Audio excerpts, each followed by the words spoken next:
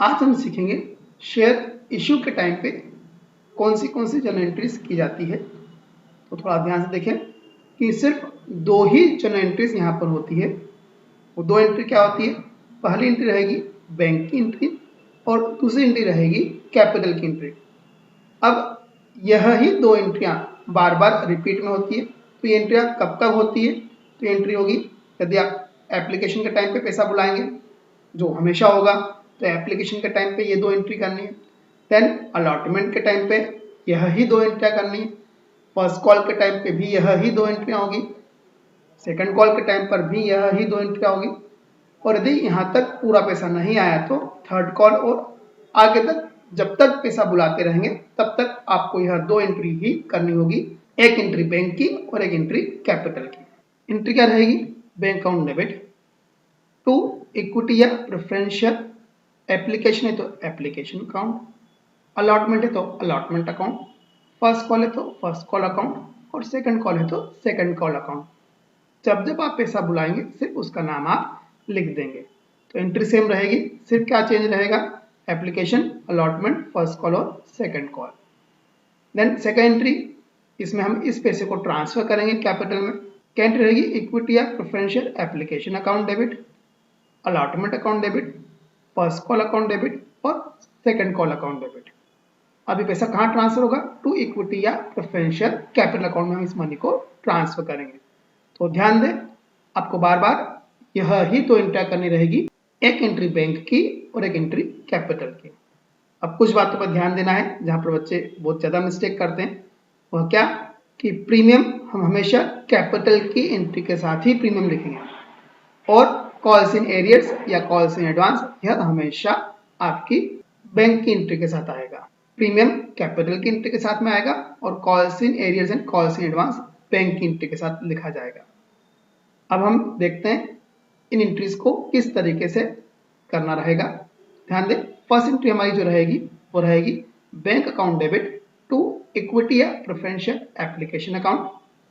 अब इस एंट्री का अमाउंट कहां से आएगा? तो ध्यान दें, इस एंट्री का अमाउंट आप लिखेंगे जितने शेयर अप्लाइड हुए उसके अमाउंट से। ध्यान दें, इससे कोई मतलब नहीं है कि आपके ऑथोराइज शेयर कितने हैं, हमें उससे कोई मतलब नहीं रहेगा। इसमें से कितने शेयर इश्यू करें, इससे भी हमें कोई मतलब नहीं रहेगा। हमें मतलब किससे रहेगा? हमें मतलब रहेगा शेयर अप्लाइड से। कितने शेयर अप्लाइड किए उसके अमाउंट से हमें ये एंट्री करनी रहेगी। यदि क्वेश्चन में शेयर अप्लाइड नहीं दिया है तो वहां पर एक वर्ड आता है कि जितने शेयर इश्यू थे उतने पूरे अप्लाइड हो गए। तो ध्यान दें, यहाँ पर तीन तरीके से शेयर अप्लाइड आ सकते हैं। फर्स्ट क्या, हमने जितने शेयर इश्यू करे थे उतने ही शेयर का पैसा आ गया, तो ये कहलाएगा इक्वल सब्सक्रिप्शन। अब यहाँ पर अमाउंट क्या आएगा? यहाँ पर अमाउंट आएगा 50,000 शेयर का अमाउंट आएगा। ध्यान दें, 50,000 शेयर नहीं आएंगे, 50,000 शेयर का अमाउंट आएगा। अब यदि एप्लीकेशन मनी 2 रुपीज है तो 50,000 में हम 2 का मल्टीप्लाई करके 1 लाख रुपीज लिखेंगे। यदि 40,000 शेयर का पैसा ही आता है, हमने इश्यू करे थे 50, आया 40,000 शेयर का पैसा, तो यह कहलाएगा अंडर सब्सक्रिप्शन। और इस केस में हम 40,000 शेयर के अमाउंट को ही इस एंट्री में लिखेंगे। फिर हम ये माने यदि 2 रुपीज पर शेयर हमने बुलाया है तो 40,000 इंटू 2 80,000 से हम एंट्री पास करेंगे। अब यदि 1,20,000 शेयर का पैसा आ गया तो यह कहलाएगा ओवर सब्सक्रिप्शन। तो यहाँ पर हम 1,20,000 शेयर के अमाउंट से ही इस एंट्री को करेंगे। फिर हम ये मानते हैं कि 2 rupees per share application money है, तो 1,20,000 इंटू 2 2,40,000 शेयर का पैसे से 2,40,000 से हम ये एंट्री करेंगे। तो ध्यान दें, जितने शेयर इश्यू करे उतने का ही पैसा आ जाए तो इक्वल सब्सक्रिप्शन, जितने शेयर इश्यू करे उससे कम शेयर के लिए पैसा आए तो अंडर सब्सक्रिप्शन, जितने शेयर इश्यू करे उससे ज्यादा शेयर का पैसा आ जाए तो वो ओवर सब्सक्रिप्शन कहलाएगा। क्वेश्चन को यदि इक्वल सब्सक्रिप्शन है या अंडर सब्सक्रिप्शन है तो क्वेश्चन सॉल्व करने में दिक्कत नहीं आती है, सिर्फ ओवर सब्सक्रिप्शन के केस में ही क्वेश्चन सॉल्व करने में दिक्कत आती है। तो ओवर सब्सक्रिप्शन के केस में सेकंड एंट्री बड़ी इंपॉर्टेंट एंट्री बन जाती है। हम सीखते हैं यदि ओवर सब्सक्रिप्शन रहा तो हमारी सेकंड एंट्री में क्या स्पेशल बातों पे हमें ध्यान देना रहेगा। तो हमारी फर्स्ट एंट्री भी हम सेकंड एंट्री सीखते हैं। सेकंड एंट्री हमारी रहेगी, इसमें हम क्या करेंगे? इक्विटी या प्रेफरेंशियल एप्लीकेशन अकाउंट को डेबिट करेंगे। अब किस अमाउंट से करेंगे? तो जो हमने अमाउंट ऊपर वाली एंट्री में लिखा था फर्स्ट एंट्री में, वो अमाउंट क्या आएगा? मीन्स व्हाट, यदि 50,000 शेयर का पैसा आया तो 50,000 से, 40,000 आया तो 40,000 से, और 1,20,000 शेयर का पैसा आया तो पूरे 1,20,000 से यहाँ पर आप लिख देंगे। फिर क्रेडिट हम क्या करेंगे, इक्विटी या प्रेफरेंशियल कैपिटल अकाउंट को हम क्रेडिट करेंगे। अब इसमें अमाउंट क्या आएगा, तो ध्यान दें इसका अमाउंट हम कितना लिखेंगे, जितने हमने शेयर इश्यू करे थे। तो यह एंट्री किस अमाउंट से करेंगे, जितने शेयर इश्यू करे हैं और जितने शेयर अप्लाइड हुए उसमें से जिसका अमाउंट कम होगा उससे। मीन्स व्हाट, 40,000 शेयर अप्लाई हुए तो इश्यू 50 थे, अप्लाइड 40, यहाँ 40 का पैसा आएगा। 50 ही अप्लाइड हो तो इश्यू भी 50, अप्लाइड भी 50 आएगा। इश्यू 50 थे, अप्लाइड 120, तो 50,000 शेयर की मनी यहाँ पर आप लिखेंगे। ध्यान दें, इश्यूड या अप्लाइड जो शेयर कम होंगे उससे हम यहाँ पर कैपिटल में अमाउंट पुट अप करेंगे। फिर हम लिखें टू सिक्योरिटी प्रीमियम अकाउंट। यदि एप्लीकेशन के टाइम पे प्रीमियम है तो कैपिटल के साथ साथ प्रीमियम भी आएगी, और इसमें भी वह ही ध्यान देना है कि अमाउंट कहाँ से आएगा, कि अमाउंट रहेगा इशूड या अप्लाइड, जो दोनों में से कम हो उसके अमाउंट को हम यहाँ पर लिखेंगे। देन टू बैंक अकाउंट, इसमें क्या आएगा, इसमें आएगा यदि हमें जितने शेयर इश्यू करें हैं उससे ज़्यादा शेयर का पैसा आ रहा है तो हम एक्सेस मनी को रिफंड कर देंगे। किन्हें रिफंड करेंगे, जिनको हमने कोई शेयर अलॉट नहीं किए या जिन्हें हमने कम शेयर अलॉट किए। कम मीन्स व्हाट, कि उसने सपोज करो 100 शेयर डिमांड करे, हमने 60 शेयर ही उसे दिए, तो रिमेनिंग 40 शेयर का पैसा हम रिफंड भी कर सकते हैं या आगे के पैसे में एडजस्ट भी कर सकते हैं। जैसा क्वेश्चन में कहा जाए वैसा हमें करना चाहिए। यदि कुछ न कहा जाए तो हम ये मानेंगे कि एक्सेस एप्लीकेशन मनी उन शेयर होल्डर को जिनको हमने कम शेयर अलॉट किए हैं उनके पैसे को हम आगे मनी में एडजस्ट कर सकते हैं। तो नेक्स्ट मनी क्या होगी, इक्विटी या प्रेफरेंशियल अलॉटमेंट अकाउंट। इसमें हम क्या करेंगे, जो एक्सेस मनी है किनकी, जिन्हें हमने पूरे शेयर अलॉट नहीं करें, पूरे मीन्स व्हाट, जितने उन्होंने डिमांड किए उससे कम शेयर अलॉट करेंगे तो हम यहाँ पर लिख देंगे। यहाँ पर मैंने हैश का साइन लगाया, ये हैश का साइन लगाने के पीछे रीजन है, वो रीजन हमें नेक्स्ट फोर्थ एंट्री में समझ में आएगा। देन आएगा to calls in advance account. अब यह क्या है, यह है कि यदि एप्लीकेशन के टाइम पे इतना एक्सेस आ गया कि वो अलॉटमेंट में एडजस्ट हो गया फिर भी बचा रह जाए तो वो हम क्या करेंगे, कॉल्स इन एडवांस के नाम से रख देंगे। ये कॉल्स इन एडवांस कहाँ जाएगा, फर्स्ट कॉल या सेकंड कॉल में एडजस्ट होने के लिए जाएगा। तो ध्यान दें, एक्सेस मनी अलॉटमेंट में जाएगी और फर्स्ट कॉल में जाएगी तो उसे हम कॉल्स इन एडवांस के नाम से लिखेंगे। पर क्वेश्चन को ध्यान से पढ़ना चाहिए कि एक्सेस मनी रिफंड कर रहे हैं या आगे के अमाउंट में एडजस्ट करेंगे। अब पूरी एंट्रीज का ध्यान दें, सीक्वेंस क्या रहेगा, फर्स्ट एंट्री हमेशा बैंक की रहेगी, सेकंड एंट्री कैपिटल की रहेगी। यह रहा एप्लीकेशन के टाइम पे। अलॉटमेंट के टाइम पे सीक्वेंस चेंज हो जाएगी, नेक्स्ट एंट्री आएगी कैपिटल की, देन नेक्स्ट एंट्री बनेगी बैंक की, ये अलॉटमेंट की हुई। देन अगेन नेक्स्ट एंट्री बनेगी कैपिटल की, फिर एंट्री बनेगी बैंक की, देन कैपिटल और देन बैंक। तो ध्यान दें, फर्स्ट एंट्री एप्लीकेशन के टाइम पे पहले बैंक फिर कैपिटल और आगे से पहले कैपिटल की और फिर बैंक की एंट्री हमें पास करनी रहेगी। वापस से एक बार याद दिलाता हूं आपको ताकि गलती ना हो आपसे, कि हम प्रीमियम किसके साथ लिखेंगे, कैपिटल के साथ। प्रीमियम हमेशा कैपिटल की एंट्री में आएगा और कॉल्स इन एरियर या कॉल्स इन एडवांस हमेशा ये बैंक की एंट्री के साथ ही लिखाएगा। तो ध्यान दें, गलती ना करें इन चीजों पे। अब हम नेक्स्ट एंट्रीज देखते हैं। एंट्री नंबर 3 जो रहेगी हमारी, अब यहाँ से सीक्वेंस चेंज। अब यहाँ पर पहले कैपिटल की एंट्री होगी, देन बैंक की एंट्री होगी। तो एंट्री रहेगी इक्विटी या preferential allotment account debit to equity या प्रेफरेंशियल कैपिटल अकाउंट। यदि प्रीमियम भी बुलाई गई है तो इस एंट्री के साथ ही हम सिक्योरिटी प्रीमियम भी लिखेंगे। अब इस एंट्री का अमाउंट कैसे लिखेंगे, तो ध्यान दें, इसके बाद की सारी एंट्री के लिए ध्यान देना है कि अमाउंट कहाँ से आएगा, इशूड या allot, whichever is less. Issued या अलॉटेड जितने भी शेयर लेस होंगे उसके अमाउंट से हम ये एंट्री करेंगे। और इस एंट्री में इस बात पे कोई ध्यान नहीं देना है कि हमें कितना पैसा एडवांस में रिसीव हो चुका है एप्लीकेशन के टाइम पे या कितनी हमारी कॉल्स इन एरियर्स रह गई है।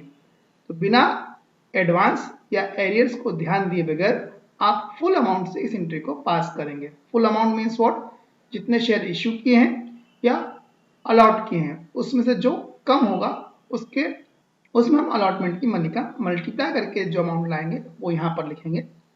तो यह थर्ड एंट्री रही। फोर्थ एंट्री में एक बात ध्यान देनी, देखते हैं वो क्या होगी। यह एंट्री होगी बैंक की, बैंक की एंट्री होगी bank account debit bye amount received से, कितना अमाउंट रिसीव हुआ देखेंगे यह कहां से आएगा। देन कॉल्स इन एरियर्स, जो अमाउंट रिसीव नहीं हुआ, टू इक्विटी या प्रेफरेंशियल अलॉटमेंट अकाउंट। अब यह अमाउंट कहां से आएगा, bye amount of entry number third, जो ऊपर हमने एंट्री करी, minus amount of entry number second. याद है हमने सेकंड एंट्री में एक जगह हैश का साइन लगाया था, वो हैश के साइन वाली एंट्री ही यहाँ पर हमें लिखना है। ये हैश का जो साइन था, ये अमाउंट ही हमें माइनस करना रहेगा वहां से, ठीक है। तो यहाँ पर आप क्या करेंगे, हैश वाला अमाउंट यहाँ पर माइनस करेंगे। तो क्या करेंगे, इस अमाउंट में से हैश का अमाउंट माइनस करके जो अमाउंट बचेगा वो यहाँ पर लिखेंगे। मीन्स व्हाट, थर्ड एंट्री में से माइनस करेंगे सेकंड एंट्री का amount. Then to calls in advance, यहाँ पर यदि कुछ नया कॉल्स इन एडवांस रिसीव हो रहा है, किसके लिए, फर्स्ट कॉल पे या सेकंड कॉल के लिए, तो उसका पैसा हम यहाँ पर लाके लिखेंगे। यह इंफॉर्मेशन क्वेश्चन में रहेगी तो ही लिखना है, अदरवाइज नहीं लिखना है आपको इस चीज को। अब देखिए सबसे पहला अमाउंट किसका लिखेंगे, सबसे पहला आप अमाउंट लिखेंगे इक्विटी या प्रेफरेंशियल अलॉटमेंट का। कैसे, हमने भी बताया आपको, ये अमाउंट कहाँ से आएगा, थर्ड एंट्री के अमाउंट में से सेकंड एंट्री का अमाउंट माइनस करके अलॉटमेंट वाला।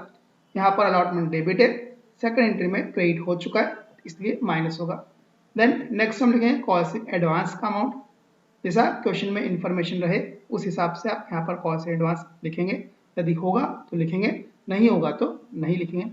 देन नेक्स्ट अमाउंट आप लिखेंगे कॉल्स इन एरियर्स का, क्वेश्चन में गिवन हो कि कुछ पैसा नहीं आए तो वो कैलकुलेट करके आप यहाँ पर लिख देंगे।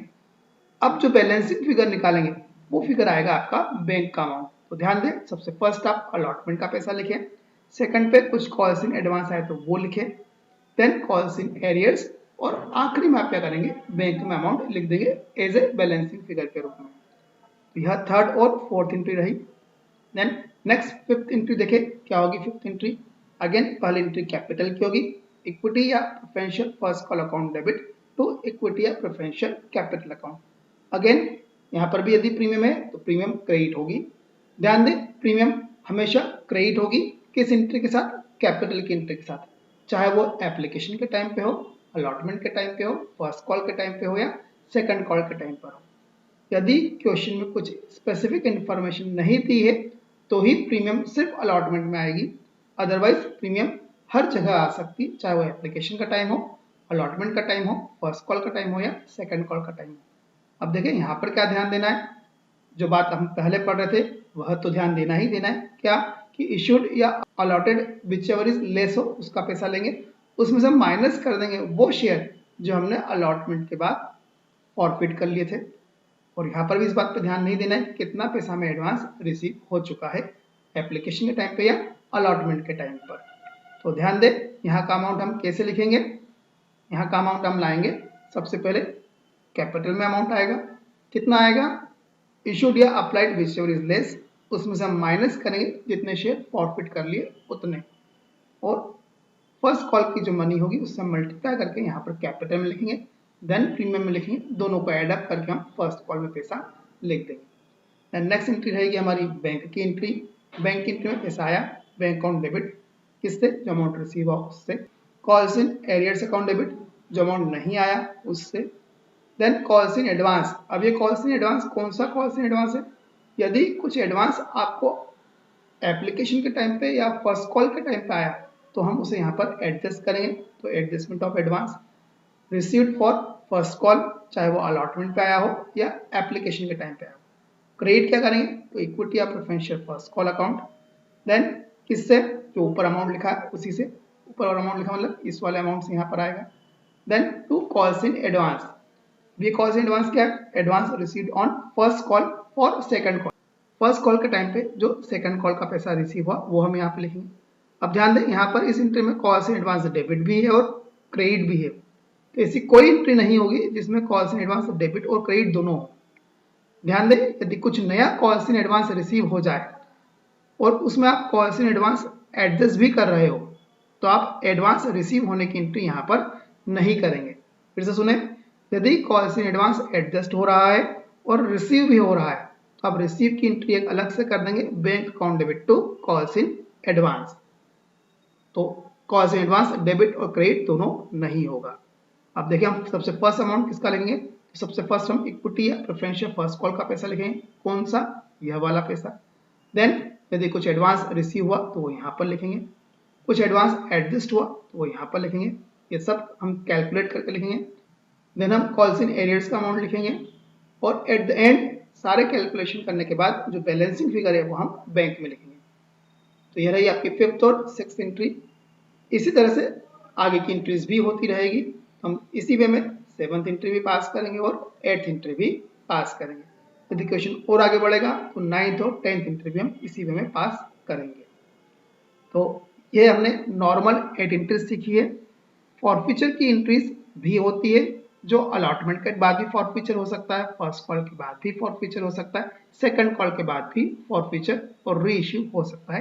तो उसके लिए एक अलग से वीडियो हम इसमें बना के आपको सेंड करेंगे। तो यह नॉर्मल 8 एंट्रीज का वीडियो बनाया गया है, जिसमें हम सिर्फ 2 एंट्री पे फोकस कर रहे हैं, एक एंट्री बैंक की, दूसरी एंट्री कैपिटल की। पर जब ओवर सब्सक्रिप्शन होता है तो कुछ एडजस्टमेंट करने पड़ते हैं, जो यहाँ पर समझाए गए हैं। वीडियोस देखते रहे, सब्सक्राइब करें चैनल को, ताकि आगे भी हम जो वीडियोस सेंड करें वो आपको नोटिफिकेशन में इजीली मिल जाए।